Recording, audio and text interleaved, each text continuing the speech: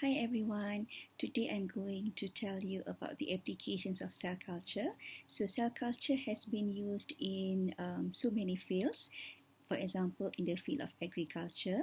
So in agriculture, cell culture has been used to help plants to be more resilient towards insect attack and also for plants to yield better crops. For today, I will be talking more about the applications of cell culture in the field of health and medicine. Okay, so there will be roughly around 9 applications that I'll be talking about today. So this, as you can see below the slide, there's a reference from where I took the material from. Okay, so for applications number 1, so cell culture has been used extensively as a model. So it can be used as a model to, of course, study the basic cell biology and also the basic cell biochemistry. So apart from normal cells, cell culture has also been used to study how a disease progresses, meaning it studies the interaction between the disease and the disease causing agents and the effect it has on the cells. So it will sort of look at the pathology and the pathogenesis of some diseases. Okay, so apart of that, cell culture is also suitable as a medium to study the effects of drugs on cells. So again, this to show the basic cell biology and biochemistry and how it is affected if a new drug is being administered to the cell. Okay, so apart from that, it can also be used to study the nutritional status of the cells. What are the nutrients needed for the cell? So again, this is also going back to the basic cell biology and also the basic cell biochemistry. So this is one of the big application of cell culture. So I think most of the study that the students are doing in IMMB as a postgrad study is actually looking at cell culture as a model system. Okay, the second application of cell culture is it is used for toxicity testing. So this toxicity testing can either be done on animals, but again nowadays people are quite not very keen to have this toxicity study on animals. Thus, cell culture are the preferred mode to test for toxicity. So again, new drugs, new cosmetics, or any new chemicals that need to be tested for its effectiveness or for its toxic effect can be done on cell culture. One of the field that is gaining track nowadays for cell culture is the application of cell culture on research on cancer. So as we all know that normal cell can be grown in culture, and apart from that, cancer cells can also be grown in culture. So basically we can see the differences between the normal cell and also the cancer cell, and we can study the environment in which the cancer cells are grown and compare them to the normal cells. Okay, so that is one arm of research on cancer that can be done via cell culture. So another thing is on cancer research. With usage of cell culture, we can actually convert normal cells to cancerous cells. So this can be done via usage of certain chemicals, via viruses, or via radiation. So by studying this progression from normal cells into cancer cells, we can see how this agent act on the conversion of this normal into cancerous cells. So hopefully we are able to shed a light on how the cancer occur.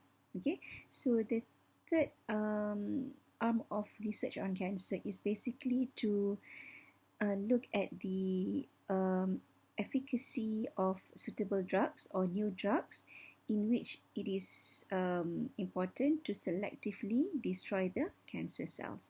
Okay, so these are all the research on cancer that can be obtained by using cell culture.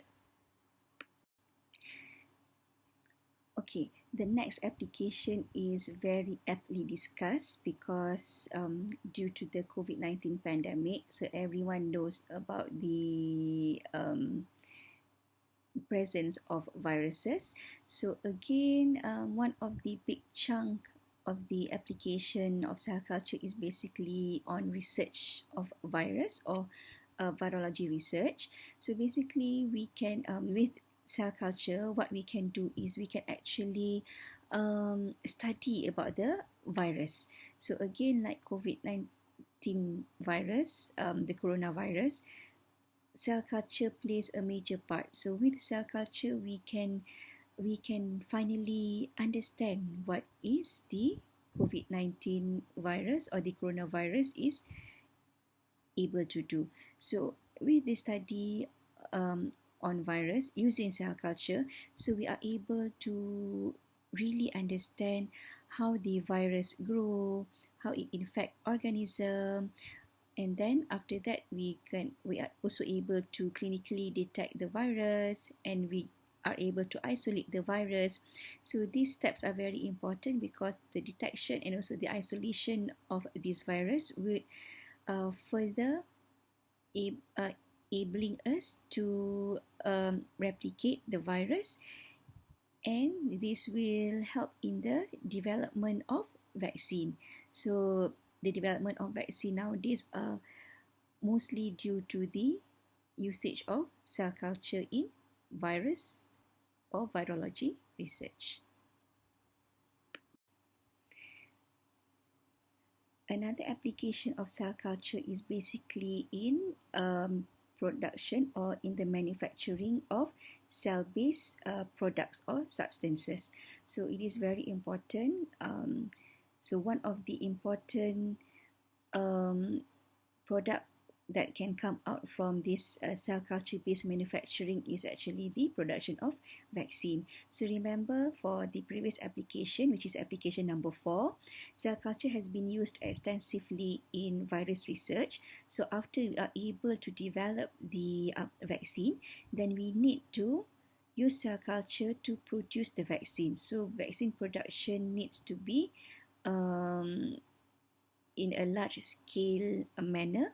So again, cell culture helps in the vaccine production. So we have a lot of vaccine that is produced based on the cell culture method or cell culture application, such as vaccine for polio, vaccine for rabies, and also vaccine for measles. So these are the vaccine that has been produced in a mass production following the utilization of cell culture. Okay, so apart from vaccine, so substances such as antibodies, such as insulin, such as hormone that is very needed in certain type of patients are also produced by cell culture. So the mass production of these proteins are another application of cell culture in cell-based manufacturing. So apart from those, some tissue and organ replacement has also been done by cell culture method, such as the skin. So hopefully further study in the future can increase the number of tissue and organ replacement by cell culture study.